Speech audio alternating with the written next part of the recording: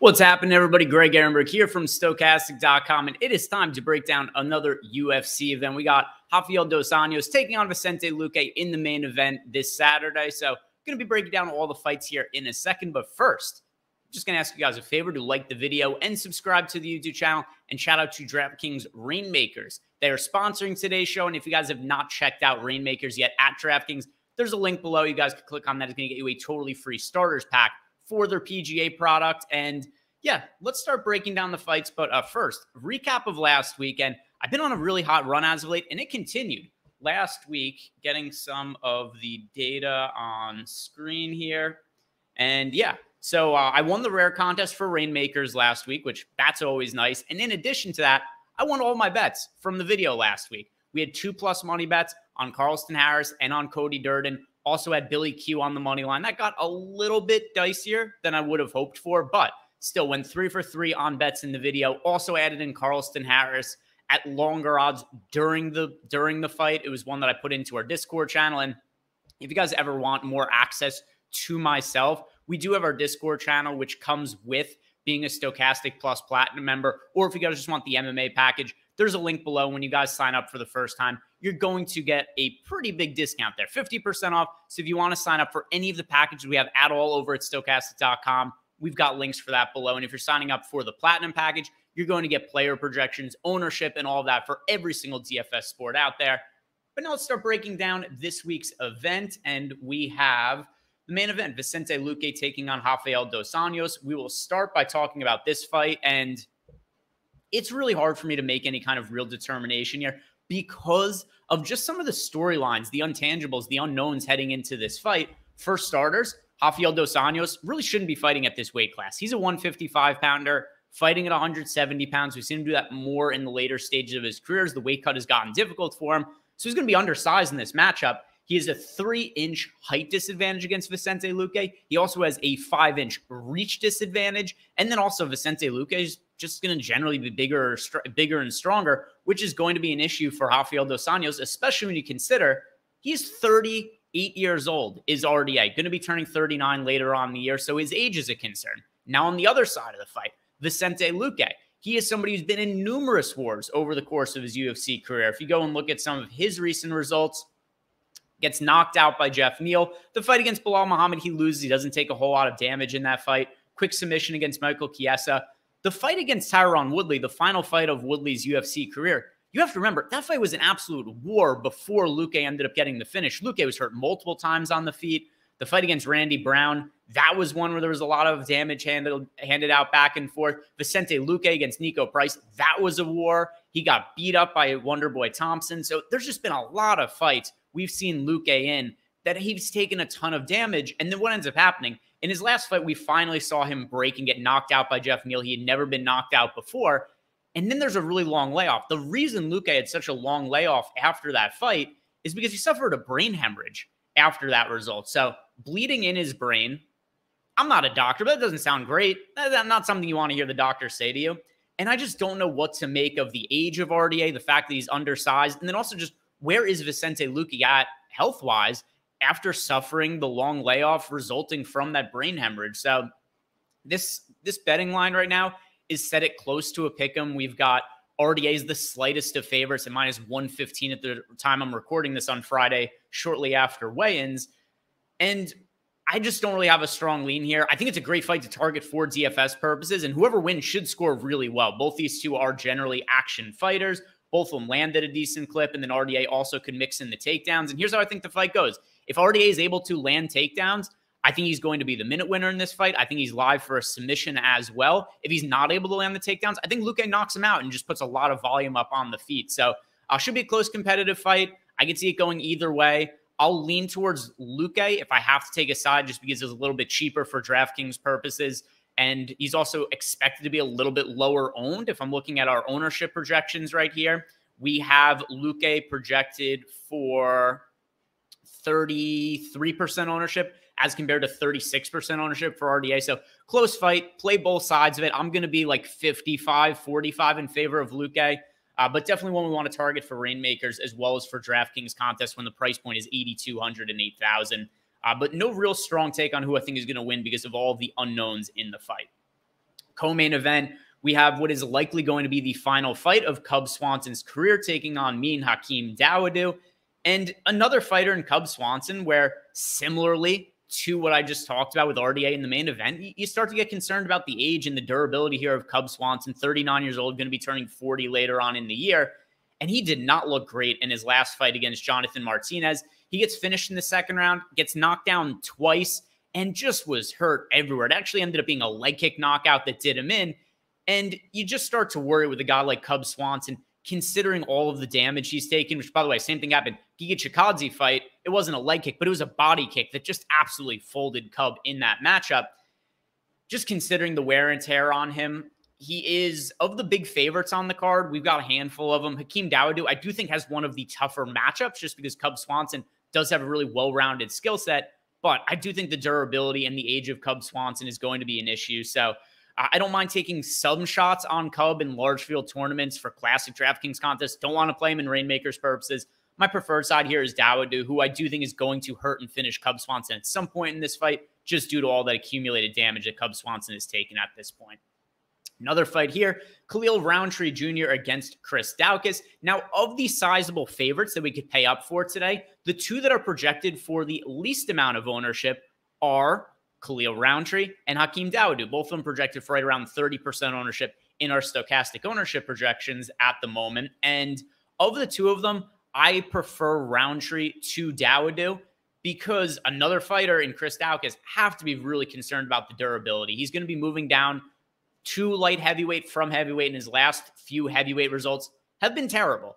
He gets knocked out in 3 minutes by Derek Lewis, gets knocked out in the second round by Curtis Blades, who's not really known as much of a striker, and then also gets finished by Jairzinho Rozenstruik in 23 seconds when they ended up matching up against each other. So you just look at these results, and Rozenstruik just blitzed him and took him out of there immediately. And I do think Roundtree could do a lot of the same. The only concern I have with Roundtree is that there are times that this dude looks absolutely unbeatable, and you go like, oh, he looks like he is championship caliber type material. There are times he goes out, he looks mean, he's in there hunting for the finish, he's looking to hurt guys. And then you see other fights where Khalil Roundtree takes on opponents like Marcin Prachnio and just does nothing. 49 significant strikes landed over a 3-round decision. Fights Justin Jacoby, does next to nothing, lands 85 significant strikes over the course of 3 rounds. It was a fight that I thought Dustin Jacoby fairly cleanly won. The judges gave it to Khalil Roundtree. That aside, you never know what version of Roundtree is going to show up. Here's what gives me added confidence, though. If you guys saw Khalil Roundtree on the scale today, he looked as shredded as he's ever looked in his entire career. Is he clean? Is he able to pass a steroid test? Almost certainly not with how he looked on the scale. But guess what? Doesn't matter because he's going to make it into the fight for tomorrow. Maybe he fails a steroid test next week, but for now, he's good to go. He looked great on the scales today, which I think should give us a little bit of insight onto what his mindset is and how his training and preparation was for this fight. So I'm hoping that we get the Khalil Roundtree who showed up against Carl Roberson and not the Khalil Roundtree who showed up against Marcin Prachnio, because if that guy shows up, the one who just absolutely beat the living shit out of Carl Roberson, we are going to get a fairly quick finish, in my opinion, from Khalil Roundtree. So I like him as a pay-up option. Also really like him in Rainmakers. I think there's a massive amount of upside here on Roundtree. And as for Daukaus, I think he's a talented fighter who's well-rounded. I just don't trust the durability of a guy who has made it no further than a few seconds into the second round over the course of the last couple years of his fight. So Khalil Roundtree, I'm going to take him to win here by first-round knockout, and somebody who I like a pretty good amount for DraftKings purposes. Next fight here, Polyana Viana against Yasmin Lucindo. Not a fight that I have a massive amount of interest in. Just from this standpoint, Polyana Viana is very dependent on getting finishes to win fights because she's primarily a grappler who doesn't wrestle. She only lands 0.8 takedowns per 15 minutes. She also only has a 33% takedown accuracy. And then she's going to be taking on a fighter here in Yasmin Lucindo, who I just think is a very well-rounded fighter, who I really think is a prospect that could be a contender in the future. Here's the issue I have with Lucindo herself for DraftKings purposes. Super low output on the feet. In her last fight against Brogan Walker, it was very apparent early on in that fight that she had advantages everywhere, and she just didn't really do much with them. She lands 4 takedowns, 53 significant strikes. I really felt that she could have finished Walker at any point in that time, and she just kind of played it relaxed. didn't get aggressive, didn't really put much output out there. And we kind of saw that as well in our matchup against Yasmin Uruguay, where, you know, I do think Uruguay is a pretty good prospect in her own right. We have some concerns about her durability after what happened to her against Denise Gomes in her last fight, but still another fight where Lucinda only landed 66 significant strikes in that matchup. So here's how I think this fight plays out. I think Lucinda does not want to go to the ground with Viana. I think she wants to keep this at a distance on the feet, and I think she outpoints her to a victory. So here's how I like to play this fight. Don't really like it all that much for DraftKings purposes, but Lucinda, plus 160 to win by decision is a line that is currently available at a handful of books. The best available line, as I'm looking on my screen, other screen, I should say, plus 160 is available at Betway. Where was it that had it by decision? Yeah, so plus 165 at Betway. And there's also, I don't mind betting her plus 120 to win by decision. That's what DraftKings and FanDuel has also at the time I'm recording. But the best available line is plus 165 over at Betway. And I think that that's the most likely path to victory for Lucinda. I'm picking her to win. Pick her to win by decision based on just the low output we've seen in some of her recent fights.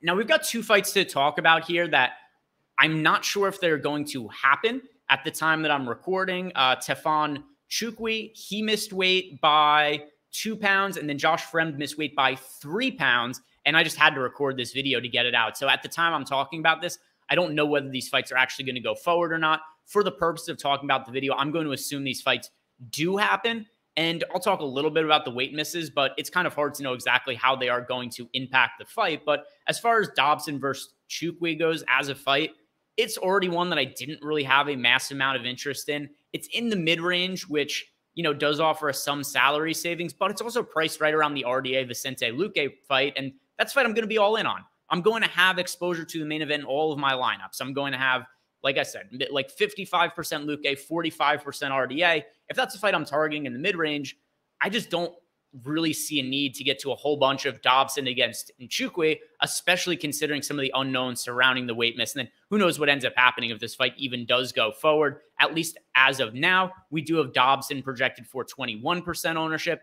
and then Nchukwi projected for 25% ownership. If I had to take a side, I'll go with Dobson for the salary savings, but not really a fight that I have all that much interest in. If I'm going to add one other thing to the mix here as well, we've seen Chukwi hurt and knocked out multiple times over the course of his career. So I do think that Dobson, his path to victory is probably more likely to be a knockout, whereas Chukwi's path to victory is probably more likely to be a decision. So with that in mind, I do think that there is more upside on the Dobson end of the fight, but still not one that I have a massive amount of interest in. Josh Fremd against Jamie Pickett. Like I said, Fremd missed weight by 3 pounds, which does leave this fight a little bit precarious as to whether it happens or not. If it does go forward, I think there's a lot of fantasy upside for Fremd in this matchup. I'm not massively impressed with Jamie Pickett as a fighter. And what we saw from Fremd in his last fight against Cedricus Dumas, he looked fairly well-rounded. He came out. He was able to land takedowns. He was also able to outstrike Dumas 33 significant strikes to 20. And that was a fight where Dumas was a really big favorite. I think that Fremd, if I remember correctly, was somewhere around like a plus 180 to plus 200 on the money line at the opening line there. And he looked like he should have been a minus 250 or minus 300 or so favorite in that spot, and really just dominated Dumas everywhere. And once he got the fight to the ground, he was able to hold dominant top control, 4 minutes and 27 seconds of control time in a fight that ended in the second round. So Fremd, I think this is a spot where he could do a lot of the similar stuff he did against Dumas. I think we could also see him do it against Pickett. So Josh Fremd, I think he's a very good target for both Rainmakers purposes and for classic contests. He's one of the biggest favorites on the card, and I do think it makes a good amount of sense in Josh Fremd. A little bit of unknown due to the weight miss, but I don't think that's going to be something that should make us favor Pickett or anything like that in this spot. Next matchup, JP Bays against Marcus McGee. If you're going to ask me who I am most confident in winning on the entire card of any fighter, I'm going to say Marcus McGee. So if you have cards in Rainmakers purposes, he's a pretty easy fighter to go out and prioritize for that purpose. He's also the most expensive fighter on the secondary market for Rainmakers, which also makes sense because Marcus McGee has excellent takedown defense. We've only seen him fight once in the UFC, and that was against Journey Newsom. He took that fight on short notice. He really, really hurt Newsom multiple times on the feet, and Newsom, who had a presumed grappling and wrestling advantage in the fight, was just not able to get down the bigger and more physical McGee down to the mat. So what happens? He defends all the takedowns and then eventually just breaks Journey Newsom, even though he was the fighter coming in on short notice. So Newsom ended up attempting 6 takedowns, went 0 for 6 on his takedown attempts. And I kind of think if we see Bays win, it would have to be via the wrestling and grappling. And I don't think he's as good of a wrestler and grappler as Journey Newsom is. And JP Bays gets hurt a ton in his fight. So we look at JP Bays' UFC career. He fights against Cody Durden, gets knocked out in the first round, 1 minute and 8 seconds. Fights against Montel Jackson, lasts to decision, but gets knocked down 4 times, also taken down 4 times in that matchup. Then against Bruno Silva, he gets knocked down 3 times and finished in the second round. So altogether, 8 knockdowns of JP Bays over the course of, let's see, what is this? 9 minutes. In the last 9 minutes he has fought in the UFC, he's gotten knocked down 8 times. He's getting knocked down about once per minute. And now you got a guy with massive power in Marcus McGee, gets a finish in his UFC debut on short notice. He took that fight on like 4 or 5 days notice, did McGee. So I think this is a really good spot for McGee. I like him to hurt and finish JP Bays. And considering how some of Bays' other fights have gone, where we've seen him not always get knocked out the first time his chin has gotten touched, like 3 knockdowns against Silva, 4 knockdowns in the fight against Montel Jackson, I think that we could see Marcus McGee land 2-3 knockdowns before he ultimately gets JP Bays out of there. So Marcus McGee, going to take him to win by knockout as well. Really good pay-up option for DraftKings purposes. And for Rainmakers, where we don't have to worry about any kind of salary cap, he's a very obvious target and one we should consider for the captain spot as well. Terrence McKinney against Mike Breeden. If you guys are familiar with Terrence McKinney fights, here's how it goes. He fights balls to the wall for the first 3-4 minutes. He either gets a finish in those first 3-4 minutes, or he doesn't. He gasses out and gets finished himself at the end of the first round or the early second round. So Terrence McGee, sorry, did I say McGee? Terrence McKinney. Terrence McKinney fights against Nazim Sadikov in his last fight and looks decent in the first round. And then what happens? Gasses, gets finished in the second round. Fights against Ishmael Bonfim. That was one Bonfim just had advantages everywhere and just ends up smashing Terrence McKinney. McKinney also did try to be a little bit more reserved in that matchup to preserve that cardio that's been an issue for him in other fights. And it just didn't matter. He still gassed in the second round, which is why he came out in the Sadikov fight and said that he was going to get back to fighting more aggressively in the first round, which he did, land a couple takedowns, but ultimately wasn't able to get the finish. Quick finish here against Eric Gonzalez, fights against Drew Dober, knocks Drew Dober down early, but then Drew Dober rallies back and finishes Terrence McKinney late in the first round after McKinney starts to slow down, and then fights also here against Faraz Zayem and finishes him within 2 minutes. So Mike Breeden, really low-level opponent, and both McKinney and Breeden are on losing streaks. McKinney, as we see here, 2 losses in a row, has lost 3 of his last 4 fights, whereas Mike Breeden has lost all 3 of his fights within the UFC. And I'm not really exactly sure how he ends up getting a contract after losing on the Contender Series, but neither here nor there. Mike Breeden is a super low-level opponent. McKinney is taking this fight on short notice, so we have to be a little wary of his gas tank, at least to the point where I don't think we should fully fade Mike Breeden in DFS tournaments because if McKinney doesn't get that early finish, Breeden likely ends up winning just based on what we've seen out of McKinney. But I think McKinney wins this probably in the first minute or two, especially because of some of the issues that we've seen with the defensive wrestling of Mike Breeden. Taken down 9 times by Natan Levy in his last fight. We know that is what Terrence McKinney looks to early in his fights, looks to get aggressive with the wrestling and grappling. So I think that's what happens. McKinney gets a takedown like 20, 30 seconds into the fight, finds a submission, potentially ground and pound, and gets Mike Breeden out of there in the first couple minutes. So McKinney by first round submission. That's going to be my pick in this fight. Another guy who's a really high priority target for DraftKings Classic contests as well as for Rainmakers. And I'll take a few stabs at Breeden in large field tournaments just because McKinney took this fight on short notice and we've seen him gas out before. We have a fight here, the next one to talk about, Francis Marshall against Isaac Dolgarian. And it is really hard to know what to make of this fight. There's a lot of fights on this card that are, kind of hard to know what to make of due to various circumstances that, like Dolgarian, for instance, here are his career fights. He is 5-0 as a professional. Those fights ended in 1:13, 2 minutes and 49 seconds, 35 seconds, 1:45 seconds, and 2 minutes and 18 seconds. And then you go look at his amateur career. He is 3-0 as an amateur. Those fights ended in 1:13, 1:29, 1:55. He has faced very low-level competition to this point and 0 resistance. So by far, Francis Marshall, who I'm not super high on, is going to be the stiffest test of Dolgarian's career. So what happens if Dolgarian does not get a finish within the first minute or 2 minutes of this fight? Because like we just said, reading off his career fights here, Dolgarian's longest fight he's ever had is 2 minutes and 49 seconds. Something else that's a little bit of a concern as well. Dolgarian has not fought in a year and a half. His last fight was February 6th of 2022. So what has he been doing during the layoff? We don't know. Has he made improvements? You would hope so. He's very young, but there's still a lot of unknowns here. And the same goes for the Francis Marshall side. He's 7-1 as a professional, doesn't have that much experience, and he looked terrible in his last fight against William Gomes. He only landed 15 significant strikes in a fight that ended up going to the judges' scorecards. So I'm not super high on Francis Marshall, but there's so many unknowns on the Dolgarian side that if he doesn't finish Francis Marshall in the first couple minutes of the fight, does Dolgarian gas out? It's possible. We've never seen him fight deeper than that into fights. So I think this is a really good fight to target for both DraftKings Classic Contests and Rainmakers, but it's hard for me to really have a strong lean because of all the unknowns and the inexperience of both fighters here. And also combined with the fact that Francis Marshall looked terrible in his last fight. So I'm going to be playing about equal sides of this fight across my lineups, and the current odds on this fight to finish inside the distance, it is, at the time I'm recording, minus 225 to minus 210 to finish inside the distance. So mid-range fight, one that's fairly high priority for me. And one of the reasons also to backtrack on a fight, AJ Dobson against Tefan Chukwi, if I already like the main event a ton, and then I also like the Francis Marshall, Isaac Dolgarian fight, there's not that much room for me to target other mid-range fights. So I do like this one quite a bit to target, but no real strong lean because of the unknowns. Josh Parisian against Martin Budai. I favor Budai pretty much everywhere in this fight, but he has extremely boring fights and he does next to nothing in them. So if you look at Budai, he has never landed a takedown in the UFC.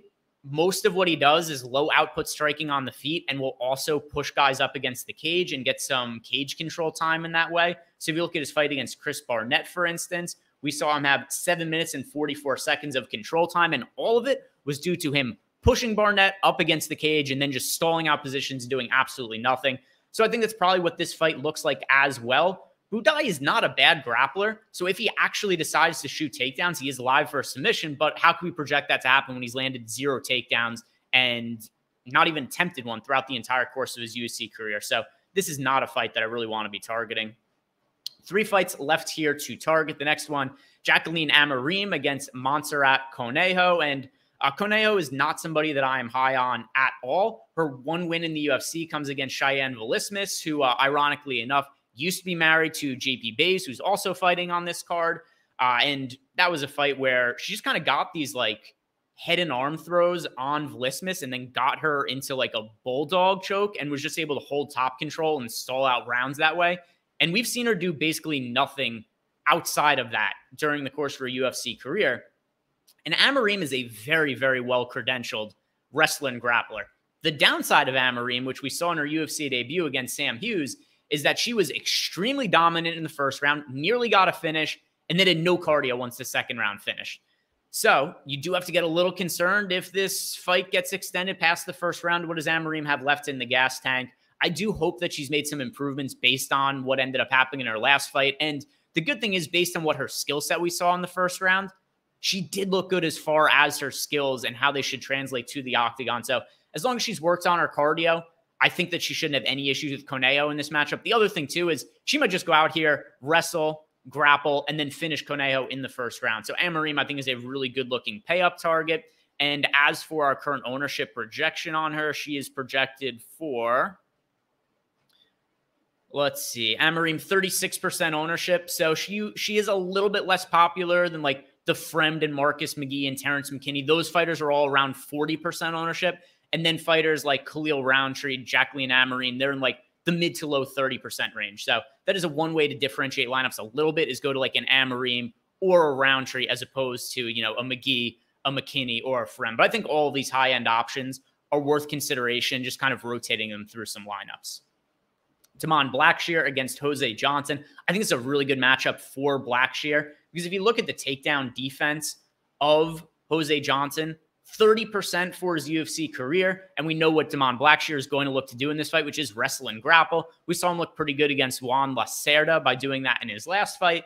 And we've seen Jose Johnson taken down 12 times in his Contender Series fight against Ronnie Lawrence. Ronnie Lawrence, who's taken a sabbatical from fighting due to issues with health and staph infections.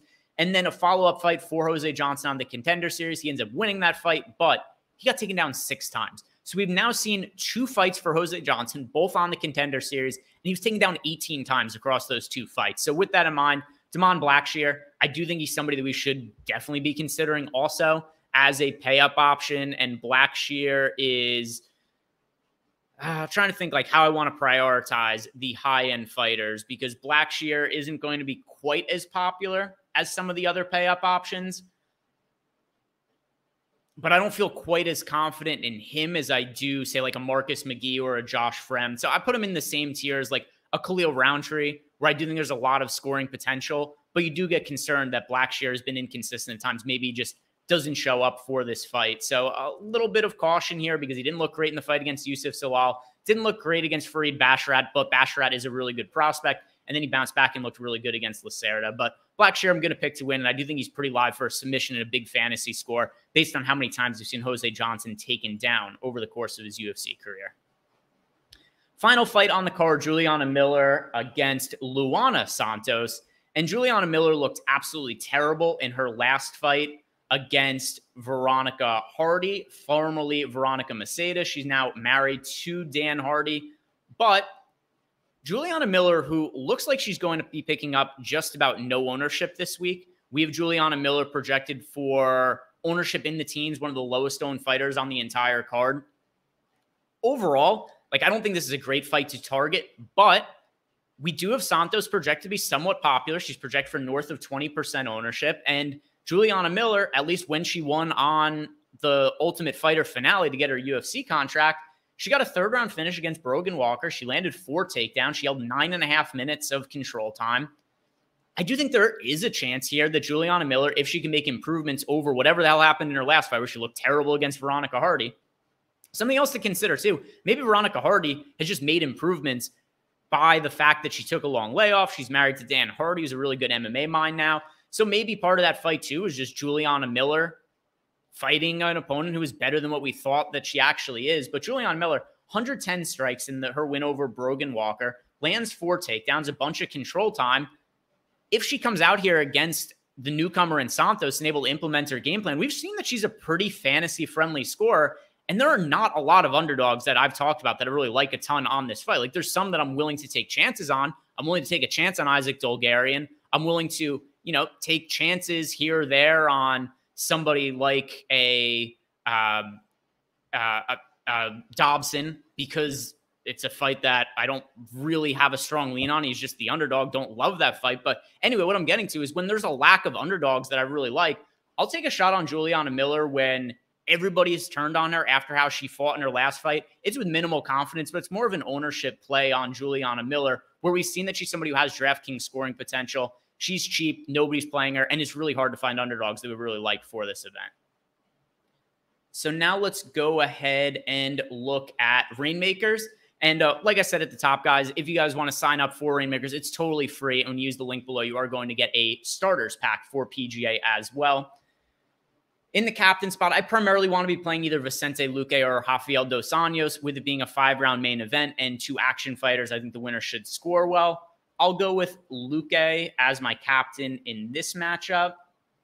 Need to play one other elite. I'm going to go with a Khalil Roundtree. Talked about all the finishing equity I think he has in this matchup. And then I'll just pull out some safer plays as well. Marcus McGee, very safe pick to win. We don't have to worry about any kind of salary cap in Rainmakers. Terrence McKinney, if he wins, it should be in the first couple of minutes. We got Blackshear, who has a lot of upside that we talked about in the wrestling. Hakeem Dawodu fighting an older fighter in Cub Swanson. A lot of finishing equity in Dawodu. I'll throw Blackshear into this lineup, though. And yeah, so we got exposure to the main event. We've got Khalil Roundtree, who's a big favorite, although not quite as big of a favorite as somebody like a Marcus McGee or a Josh Fremd or anything like that. So we should be a little bit lesser owned in the higher stakes contests than those guys. And then McKinney and Blackshear also to round out the lineup. So there's my first Rainmakers lineup of the week. And why is it not submitting? There we go. Oh, we got to check my location. Pass the location test. There we go. All right, guys. Thank you very much for watching. I don't have as many bets for this card. Don't have as many strong leans as I've had for previous cards. I think it's a little bit of a dicey card, but I did have the one bet that I have. Lucindo, plus money to win by decision. Best available line, plus 165. Guys, thank you very much for watching. I appreciate all the support. We've been doing really well around here, and you guys have left me a lot of really kind comments. I appreciate it. If you want to sign up for any of the packages we have over at Stokastic.com, which really help me build out my lineups, and I use our ownership to build out my MMA lineups, all available by either the MMA package, there's a link for below. That'll get you 50% off. Or if you want access to all the data and tools we have for every single DFS sport, Stokastic Plus Platinum package will have you covered for that. Thank you very much for watching, guys. If you could do it, like the video, subscribe to the YouTube channel. Good luck. I'll be back next week. Main event that I'm really looking forward to, UFC 292, Aljamain Sterling and Sugar Sean O'Malley. We'll be breaking that one down next week. See you guys then.